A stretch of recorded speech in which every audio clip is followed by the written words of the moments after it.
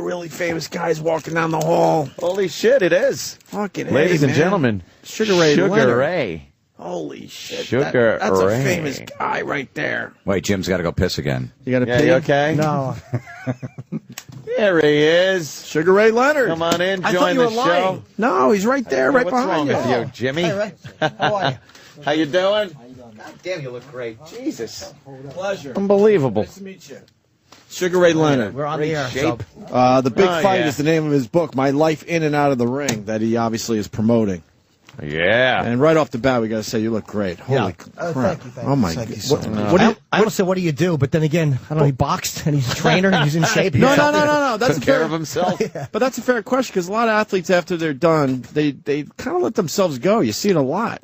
I maintain. I try to do something, pretty much every day. Not a lot, but just enough to keep the engine rolling. Mm-hmm. I think it's all about attitude. Yeah. So when you stopped fighting, like, did you go through a period where, like, would you just ate like a pig for a while, or did you like just kind of maintain because you felt like you wanted to? Well, the first time I retired, of many times, Yeah, you really were in and out a lot. I think I hold the record. Most Wow. times coming back. Yeah.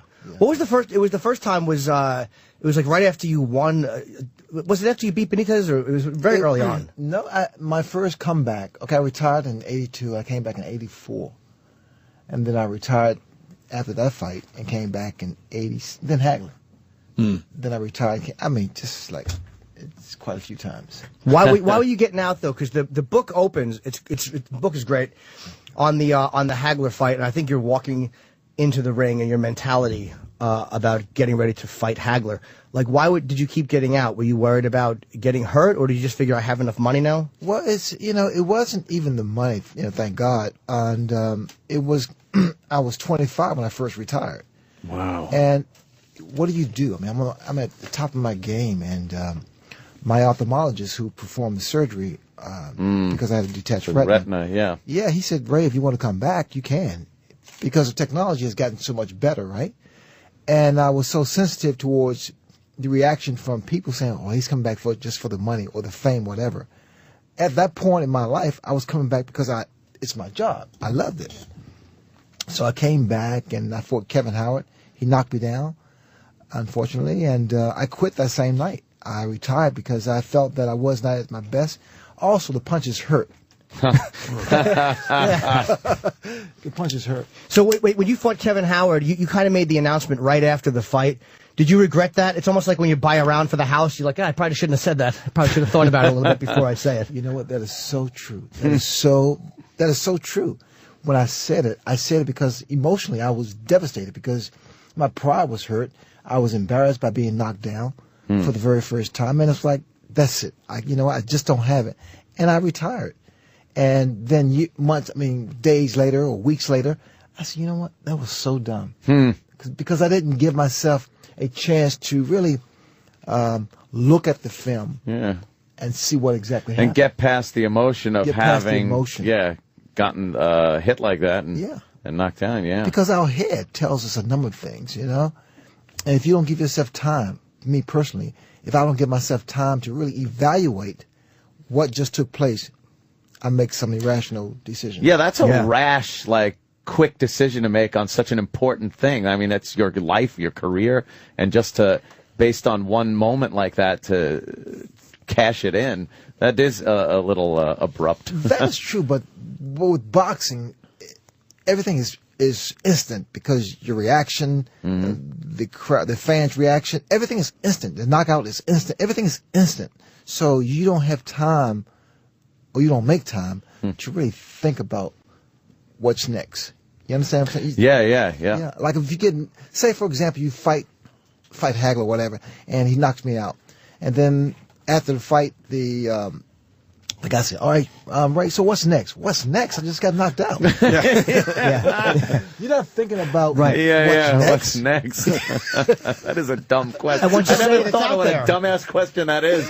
But to ask a boxer after he's been knocked out. What's next is a good What's next vacation. for you? Ice pack on my skull. Mark Hagler just punched me in the face. A plane to the Caribbean. That's what's next. How long does it take you to recover from, getting your ass beat in a fight?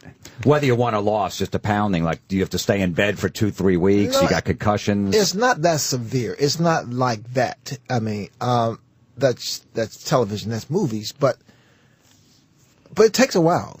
And for me, like the Duran fight, 15 rounds of pounding and just absolutely punishment. It took me a few weeks to just get back. You know, the contusions, the knots, and my pain, my ribs. But I'm also 20-some years old, so you bounce. You know, you bounce back. Didn't Duran too? You said, and the book covers a great amount of the mentality of the fight, which was really interesting to me to see what you guys think and what you were going through. Because I remember these fights when I was a kid, and Duran kind of got you before the fight ever started. He had you. Because he got in your head. Yeah, I mean Duran was really a very smart, clever guy, and he gave me gestures with his fingers. He gave my wife gestures with his fingers. He cursed me out. He pushed me. He kicked me. He did a lot of things, and I was always kind of taught to smile when there was cameras around. Right. So he's pushing me, kicking me, doing all these things. He's insulting me, and I'm smiling. So it was killing me inside that because on the streets, I fight you back. Yeah, but for some reason, I didn't do that. So it bothered me for a long time. And so the press tour we had, I didn't want to be around him because I knew he would come up to me and do the same thing. So I said, you know what? I'll get him back. I'll fight I'm going to beat him at his own game. For some crazy reason, I said, I'm going to fight this guy toe-to-toe and kick his butt. And that didn't happen, Right? Yeah, because he hit me so hard, man. You had this reputation, didn't you? And I think you didn't like it, where people felt like, oh, Sugar Ray's popular because Cosell kind of took to you, and then did you kind of resent having to prove that you were a tough guy from this? You didn't grow up in some great neighborhood and great circumstances. I wish I did, but no, I did not. The fact that they felt that I was kind of network made because of my relationship with Howard Cosell. And the fact that I was on television, then I started doing commercials, and I was leading a life that was not conducive to what they felt would be a real fighter. And they felt I didn't punch, I couldn't take a punch, and I don't know. Those things did bother me because I was sensitive towards that criticism. And you're right. I mean, I fell prey to that. And when you were growing up, you saw a lot of violence growing up. I mean, it was things I never would have guessed about you from seeing the image. It's like Sugar Ray Leonard, everybody loves him. But, you saw a lot of violence in the house growing up. Yeah, I mean, I think that's a norm. And we live in a dysfunctional family. My family was, and I'm sure there's a lot of other families that can relate to what I'm saying. How about all? How about all families? Yeah, exactly. Just look around the room. Yeah. You're in a room of disasters right now. This is a yard sale of disaster. This is not one of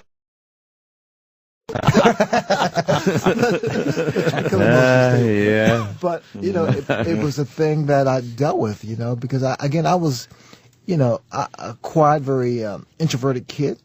And I saw fights between my parents. I saw violence on the streets. I mean, there was violence all around me in the environment. I didn't like screaming. I didn't like the verbal confrontations. And I tried to avoid that. And the only thing that gave me a safe haven or sense of peace was boxing. Boxing was my safe haven. And kept me away from all the other stuff because I can control what took place in the ring. I could control that. Outside the ring, I was a lost soul. It was almost like Mike Tyson when he was younger. I mean, he got in a lot of trouble early, but then boxing was what saved him. And without question. And you're right. Just like Mike Tyson, boxing was my savior. Didn't you see your mother stab your father? I didn't see it, but I saw him with a knife in his back. And it was It was traumatic. I looked at it, and what happened? You were I remember from the book. Well, I was a kid, and they had arguments like most parents and husbands and wives, and but it was, to me, it was amplified. And I heard screaming, I heard yelling, and it always bothered me as a kid. And when I saw that, that freaked me out. It scared me.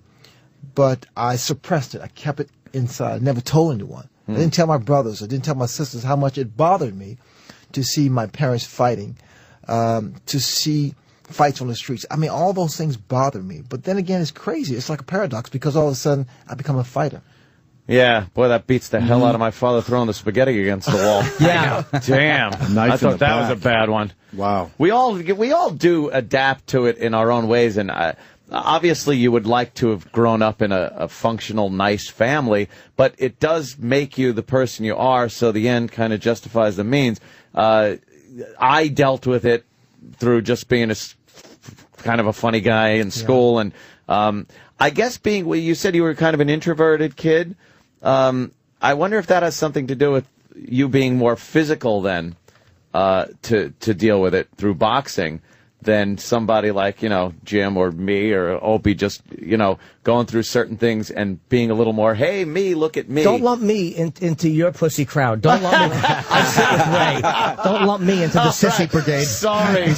Yeah, there's two fighters talking over there. Exactly, Anthony. a couple of men of similar ilk. Jimmy knows how to hit the heavy Ray, bag. you can address her. I just wonder. It's kind of an odd thing that an introverted person would pick boxing as something to deal with life. Ray, don't think that the guy next to you, Jim, right, that's asking a question, don't think he has his shit together. The guy's in his 40s and he has kiss posters in his bedroom. You're 40, was you? 42. I look a lot younger than I'm Ray didn't want to say it, but I'll say it.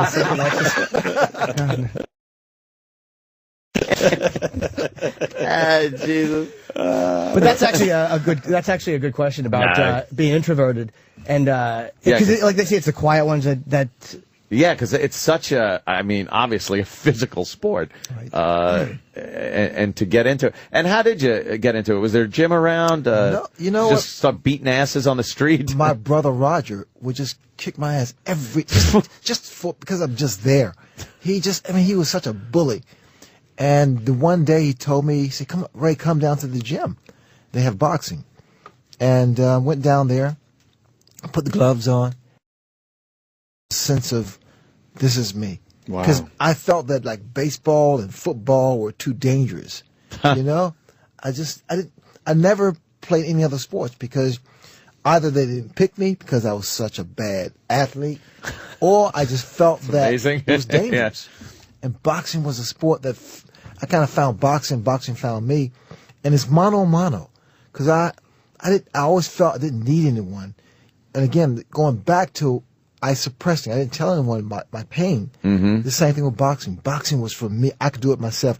I could figure this out, and I did because at 14, I was so disciplined. I was so motivated. I was so committed to that sport that I excelled within a year. Because within a year, I kicked my brother's butt big time. I broke his nose a couple of times. Nice. What direction do you think, hypothetically, obviously, that you would have gone in if it wasn't for boxing? Do you think you would have gotten into trouble or gone into some other? It was inevitable. It was inevitable. Really? Yeah. I mean, a couple of my friends did some things, and I would have been one of the followers. I would have been with the group. Drugs. I mean, drugs was always around, and there was always things to get you in trouble. Yeah, some negative. There was always negativity around. Yeah. What happened to you the night? It was right after you won. I think the Olympic you won in Montreal. You said you almost ruined your life at a party. A bunch of guys were in the bathroom. Yeah. And you walked in. And what happened? It was like a decision that somebody else almost made for you. Well, you have to understand, when I came back from the Olympics, I got a gold medal around my neck, right? And I'm looking to be like Bruce Jenner, being on the Wheaties box. I get home and front page, fraternity suit, Sugar Ray Leonard, And because back then, my girlfriend, who became my first wife, Juanita, we didn't have money. So to gain, some financial aid, the mother was not supposed to know the whereabouts of the father. So we kind of lied to get food stamps and what have you. So it was a big article came out, and so no companies would let me endorse them. They had considered me for one of those cereal boxes, and I said, well, no, because we're a family company. And I felt like, man, God, Jesus Christ, man.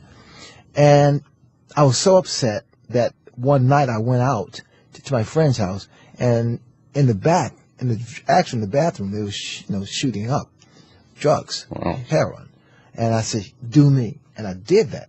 And I recall vividly that needle came like about a half inch from my vein. Wow. And one guy said, we're not going to let you F your life up. And they stopped. I mean, just... Wow. So it wasn't you that stopped. They were looking after you. They stopped. They looked, yeah. This was after the Olympics? Yep. Wow. And... wow. Is that amazing fate, though? Like, somebody in that bathroom says something like, you have a gold medal, what are you doing? Well, you have something. He said, you're not one of us. He said, you have a chance to be somebody.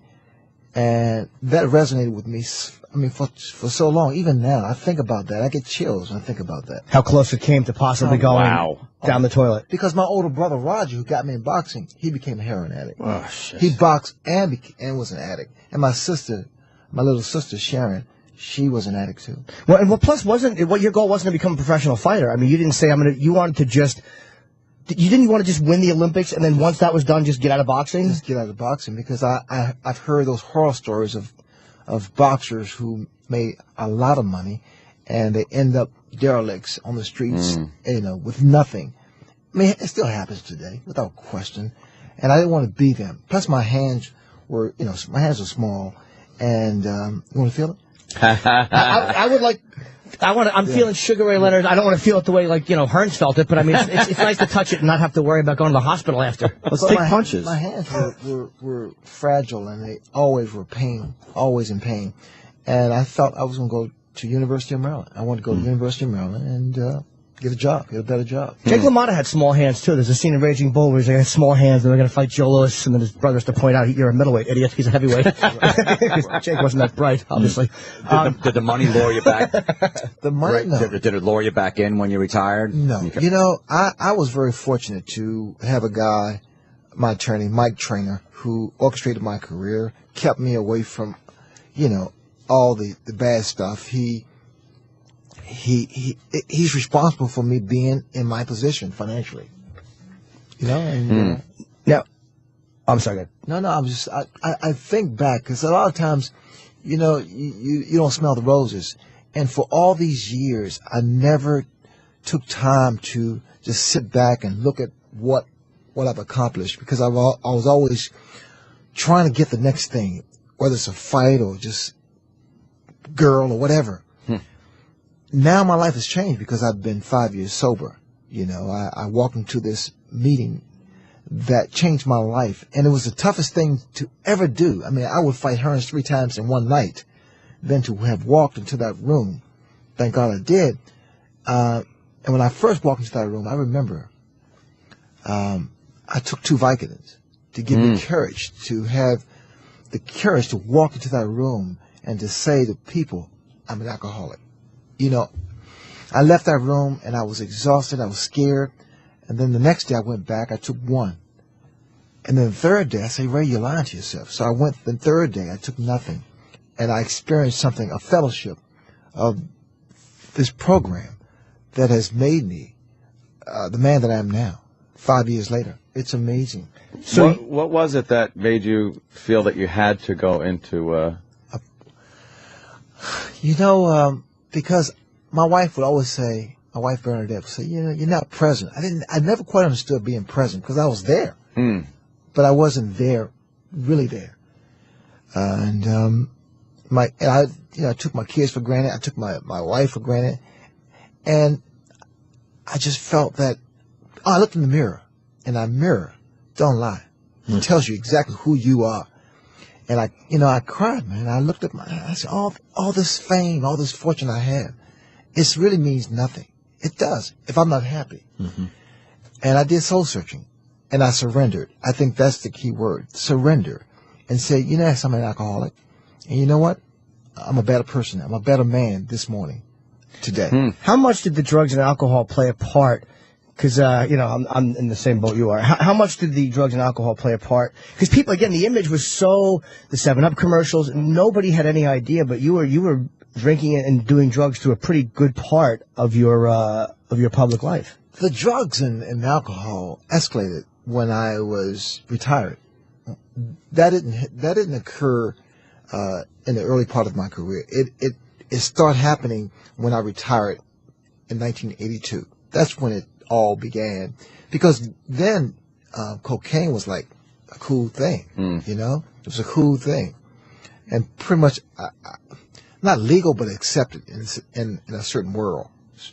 And I did it. And I had friends, I thought were friends, and we just did it. And the more I did it, the less I thought of myself.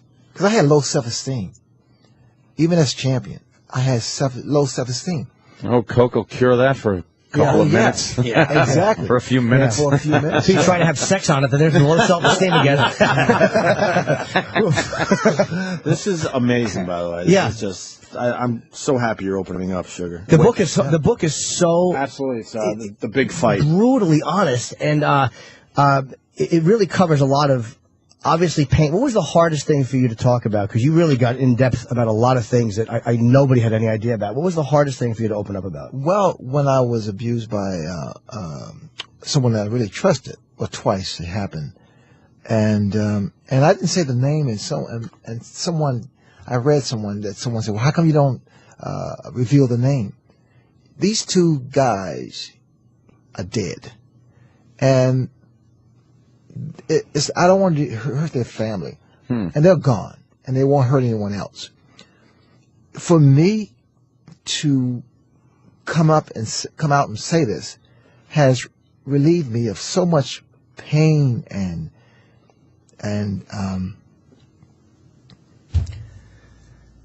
probably anger. Anger, because it's a paradox, man. Here it is. I'm a fighter, and yet I ran. I could have kicked their ass. I could have I could kill those guys. But I didn't. Why didn't you? One guy gave me money, and I needed money. And you're talking about sexual abuse, it's not a physical thing. At what age was this? I was like 15, 16. Just before, just before you made the Olympics. Yeah, the Olympics. And I didn't tell my mom, my mother, father. I didn't tell my friends. I told my first wife, Juanita. And when I told her naturally I was drinking, because it breaks, when I drink, it breaks down that holding back. And she looked at me, and she responded like, that didn't happen. So, what do you say? I mean, what could she say to me? Right. What could she say to me that could solve me or fix me? Then I told my second wife, Bernadette. This is many years later. And again, I was drinking when I told her that, because I didn't have the courage to tell her when I was sober. And she looked at me, and somehow we kind of let it go by. You know what I'm saying? Yeah. We just let it go by. Because what do you say? What can you say to me that's going to make me feel better? Do you think it was that when something like that comes out, it gives great shame to the person? It's like you carry a sense of shame with you because that's happened. It is shame. It is shame. And it's like, people don't know how to handle it. When you're expressing shame to people, they don't know how to take it away. I don't know the answer. I just don't know. I just feel better that I can't believe I'm sitting here in a station, radio station, and talking about this stuff. But I feel good that I'm talking about this stuff. I feel more of a person I feel lighter, by the way. Are you still dealing with it? Or have you found a way to not bury it, but to have dealt with it and made peace with it? If I said no, I would be lying. I mean, does it bother me as much as it bothered me before I made this revelation? No, not at all. In fact, it may sound crazy, but I'm proud that I'm being transparent. Does that make sense? I don't know if that makes sense or what, but I feel good that I'm saying this because it's taken so much from me. And honesty gives you a certain freedom because no one can hold anything over you or against you, some secret that you never want to get out. If you don't have any secrets, nobody can really screw with you. So when you do let things out, and we've exposed so much about our own lives on this show, it is kind of freeing because no one can touch you. No one can really touch you. Myself. I beat myself up so many times for 30 years, man. I beat myself up. Were you mad that you didn't react differently? Yeah, I'm saying. Well, you got to have those regrets. A lot of times when what happens to something like that happens, you feel like it's your fault. Yes, unless you're getting a wrestling picture. I didn't retaliate. I didn't defend myself because I could. I could have. I kept questioning what the hell was wrong with me. Did you feel like they had power over you? Not power. I mean, physically, obviously, you could beat the shit out of them, but was there some kind of weird mental power you felt they had over you? One had Uncle Sam, dollars, because I needed. I mean, this is before the Olympics, so I had no money. I had no job. I had a kid. I had little Ray. I had no job. I needed to feed my son, and the other one was like a matter of trust. I want the Olympics. I mean, the Olympics to me was my ultimate, and again, I was, 15, 16, whatever the case may be. I trained for the Olympics, and that was my goal. It sounds like it was a guy that was helping you train for the Olympics then, if I'm reading between the lines here. Yes. So if you expose him, that could take away your dream. That's confusing to a young man. Right? Yeah. I mean, am I onto something there? I don't know what you want to say, but I don't know what I'm saying. Okay. Yeah. Okay. But no, it's like the guy. It's a weird guy. You trust somebody. They try to sexualize you, and it's like by exposing them, it's almost like it's safer sometimes just to shut it down and not just to kind of tuck it away and not deal with it. Because if this is somebody helping you achieve the Olympic dream, or it's like there's an ugly reality there. Like this could all be taken away. You said something. Shut it down. I shut it down. Yes, I shut it down for 30 years, and thank God I opened it back up. Yeah, Duran and Hagler and Hearns had to pay the price. You know how annoyed they are? You didn't talk about this 30 years ago? Speaking of fighters, we were discussing this before you got here. It's tough, obviously, but top 5 fighters of all time. Do you have a list? The top 5 fighters of all time. Well, for what he represented and what he meant to me and what he did accomplish, Ali, Sugar Ray Robinson. We said you'd say that. Joe Louis. That's 3 we said. Yeah, so look at this. I would. You can put yourself on there, sir. No. Would you put yourself on the list? A lot of people would put you on the list. A lot of people would put you on the top 5. Yeah. I wouldn't. I mean, I wouldn't. I let people be the judge of that. 5, what? Those 3? Was it 3? Would you put Julio Cesar Chavez on the list because he was 80-0 at one point, or Holmes? Chavez was an amazing fighter, great fighter, but that list there speaks for itself for me. It's like Rocky Marciano, Yeah, that does kind of transcend. Sure. Everyone else is on a different number 1, 2, 3, 4, and 5 list. Those are like the legends. Yeah, it goes beyond legendary. It's what they represented. It's what people felt about them. And how about Foreman? Would you put him on that list just because of the way he destroyed Norton and he destroyed Frazier? No, and George is an anomaly. I'd rather have George's grill. But that damn moneymaker. Who knew? Yeah. It's like, I'll make a grill the size of my fist. Yeah. And God, that guy had huge hands. Sure did. Poor Leon Spinks is putting out hats. It's like, nobody wants a hat, Leon. George was responsible for me coming back a couple of times. I said, if George can do it. Yeah. How old was he when he became? He was 40-something. Late 40s. When he beat Holyfield or the... no, when he first came back, he was... 42, 43? Yeah, early 40s. And that was old back then. That was very old. Well, no, they called me old at 30 when I fought Hagler. That's what I'm saying. So when a guy comes back at 42, that was considered ancient for a while. He was here last week, Bernard. We had Bernard last week. Amazing. We almost got into some shit, he and I. Yeah? No. You guys the same weight, right? You like the same weight? I had Bernard stare me down just to see what it felt like to have a real fighter stare. Really unpleasant. That sight game you guys play with each other, where you're looking at each other, and that is really uncomfortable. But, it's uncanny. I look at you, and you have the same physique as Hopkins. As an oyster? No, he means Anthony Hopkins, the actor. Where do you put Mike Tyson on that list? Mike's up there too, without question. Mike he messed Mike it up, Tyson. Though. But he's messed up his legacy. He's bounced back, and the legacy is something that people will have to cement. They will be the ones to make the judge of that. But Mike Tyson I love watching him for so many years. I mean, you knew he was going to knock the guy out, but you didn't know in what fashion. Yeah. Like, will the guy get back up, or will he need to be assisted into the corner? Or will he be knocked out of the ring? Regardless of who he was fighting, because, guys were saying he wasn't fighting the best fighters at some point, and his record and the end of his career, he brought people to boxing again. Yes, he really did make it where when he was on pay-per-view, you were watching, you went to your friend's house, you got the beers out, you got the chips, and you were watching a fight. People watch, I mean, millions of people watch Mike Tyson. Mike Tyson was such a attraction. Yes. He was a star in boxing. And, those moments are pretty much gone for now. Yeah. Boxing in general is kind of gone. It's a cyclical thing, maybe. It's not like it was when we were growing up. Who's the ones that are the people really care about? I mean, you got Mayweather, Pacquiao, and Hopkins older, recently, obviously. But there are. You think it'll make a comeback? It will. It's a resilient sport. It'll come back. But what's happened, the UFC or mixed martial arts, which we love, by the way, just so you know, because they have taken the page from boxing. In other words, they create personalities,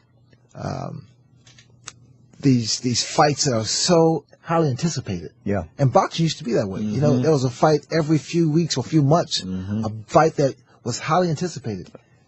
We don't have that as much now. It seems like the money in boxing was obviously so much higher than it is UFC. Right.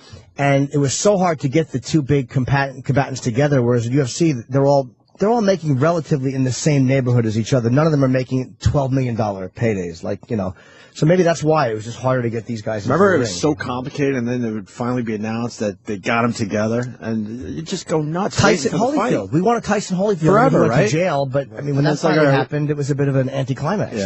We've had Don King in here a couple of times. What a character! I don't even know what to think. How much different would your life have been had you signed? There was a scene where Ray's talking about in the book where he's out to dinner with Don King, and your brother went to the bathroom. No, it was my trainer, Jenks Morton. Okay, Jenks went to the bathroom, and this is Don King is no dummy. He pulls out a contract while his guy's in the bathroom. He's like, if you want to sign it. Well, we've had that happen. I would have had longer hair. I think I would have had longer hair. Oh, yeah. Do you think your career would have gone a lot differently and financially you'd be in a lot more desperate shape had you signed that deal?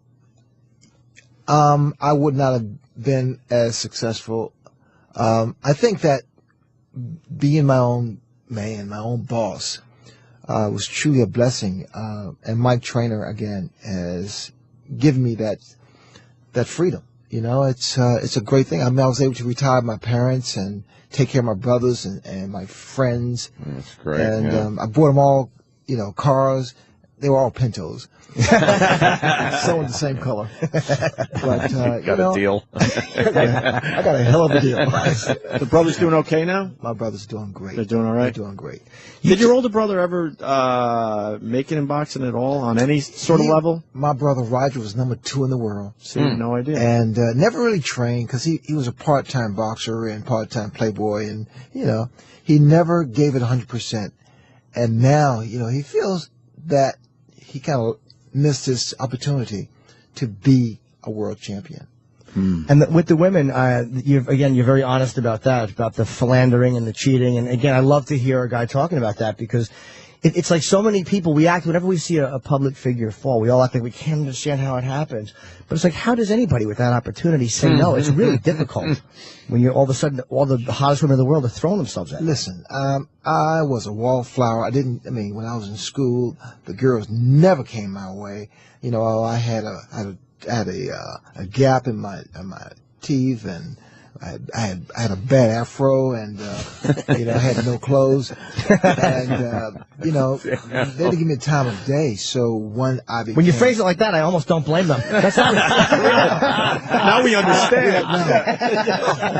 I had acne. I had major acne. Yeah, keep going, making us feel better about ourselves. A prize. Yeah, you were a mess. Yeah, I was a mess. Did you ever do it like right before fights? Do what?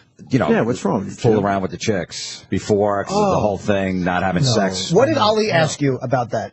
He asked me. He said, do you like can I say that? Yes. Oh yeah. Can I say pussy? Oh yeah. Oh, yeah. We prefer you to. Yeah. That's satellite radio, uncensored. It's amazing. Wow.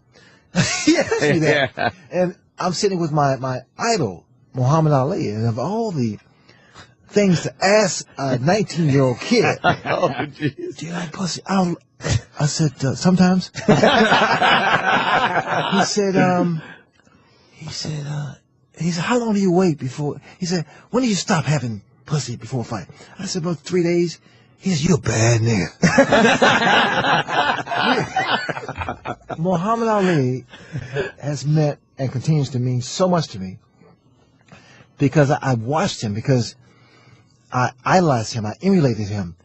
I remember when I first started boxing, I was boxing like Joe Frazier, and I was knocking guys out. And I saw Ali fight Joe Frazier, the first fight. And I looked at Ali's face, I looked at Joe's face. I said, you know what? I started moving like Ali. Smart. And didn't Ali even win the first fight? No, he lost the first fight. I'm sorry, he lost. Then he won the next two.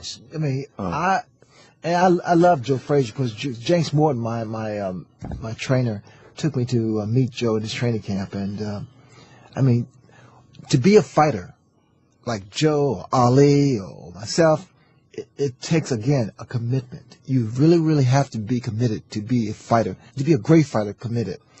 And what happens, we come back, 99.9% of the time, we come back for financial reasons. But even if you come back just for the glory, as you get older, those punches hurt because you become civilized. Right. You enjoy the fruits of labor. You enjoy the atmosphere. You fly in private planes. You with, the beautiful women, and you do all these things that are not conducive to fighting, to boxing. Yeah, I guess it's harder to step out of the first class lounge and get punched in the face than it is when you're coming up. No, it's true. It's so true. Because being a fighter, you don't play boxing. You don't play boxing. Boxing demands your full attention. And if you get in that ring without being really focused, you get hurt. Well, I love I love your relationship with Duran that you talk about, and there was one part where you actually, Duran lost to Hagler, and then, or did he beat Hagler, and he leaned in when you were, and he told you should fight him? I was working with HBO, and I recall Duran was fighting Hagler, and it was a pretty close fight. And at the end of the fight, Duran walks over to me and leans through the ropes and said, Ray, you box him, you beat him. Because Duran was out boxing Hagler. He just kind of ran out of gas. And I thought about that. And then, after the fight, I went for a few drinks. And then I called my attorney. I said, Mike, don't even say that. don't even go that way. He said, don't even go there. And so it was a process, because I watched Hagler all the time from ringside, and I observed him, and I broke him down, and I analyzed him.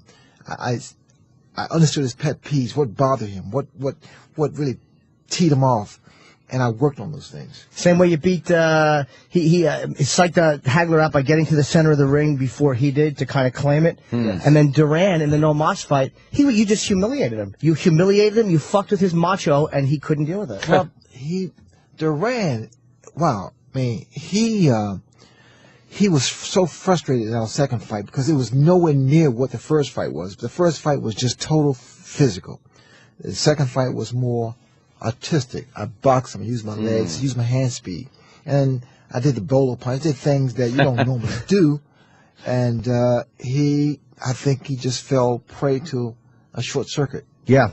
You can't be you can't be made to look very silly in the ring like that. And if I loved the way you would showboat like that. That was very Ali.